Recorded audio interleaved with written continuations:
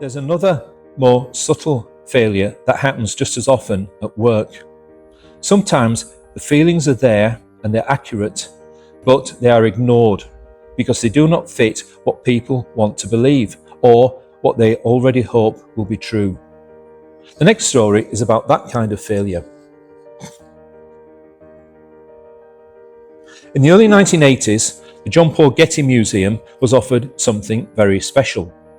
An ancient Greek marble statue known as a Kouros came on the market and, if it was genuine, would have been one of the finest examples in the world.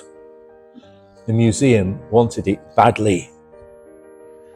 The paperwork looked genuine, scientific tests were carried out, and everything seemed fine.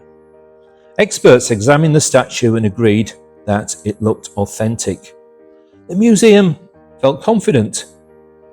Then, one expert arrived to put a fly in the ointment.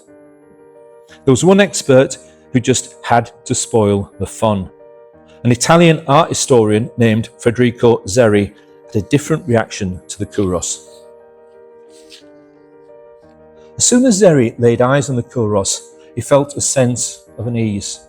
Something about the statue just didn't feel right to him, although he couldn't quite put his finger on what was wrong. He circled the sculpture, taking in every angle, and his discomfort grew. Finally, he turned to the museum director and said, "I'm sorry to tell you this, but I believe this Kouros is a fake." It was a gut feeling. Faced with all the tests and all the excitement, his doubts were noted and then brushed aside. The museum went ahead and bought the statue for nearly $10 million. You can guess what's coming, can't you? Years later, the truth came out. The paperwork had been forged. The statue was not ancient at all. It was a modern fake. The only person who had been right from the start was the man who paid attention to how he felt. The story isn't about ignoring the evidence or trusting instinct blindly. Zeri wasn't guessing. His feeling was information. It came from years of experience and pattern recognition, even if he couldn't put into words what he felt at the time. The museum, on the other hand, wanted the statue to be real so badly that it ignored the doubt that did not fit the story it wanted to tell itself. In organisations, this happens all the time.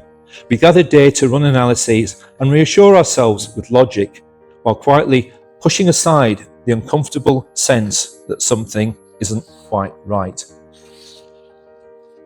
Sometimes that feeling is the most important information in the room. If there's one idea I would like you to take away from this evening, it's this.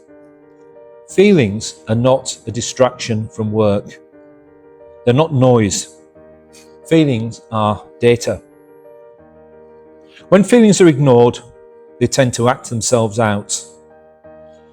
When they're noticed but dismissed, organisations make confident but expensive mistakes.